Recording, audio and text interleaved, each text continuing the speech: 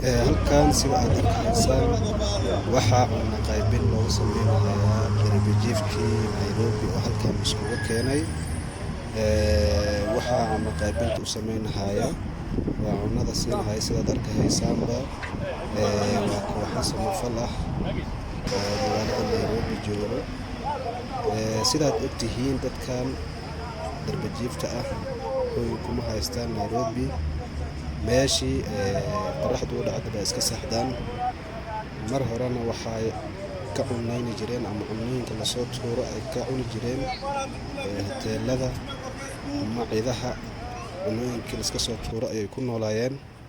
waxaa sidaad arkaysaan haatan cunno ayaa la siinahayaa hal meel ayaa la iskugu keenay kadib markii cudurka coronavirus uu magaalada soo galay. waxaa la xiray hoteeladii iyo meelihii ay wax ka heli jireen ama waddooyinka geeskooda wax lagu gadi jiray bay wax ka cuni jireen. balse haatan maadaama magaaladii la kala xiray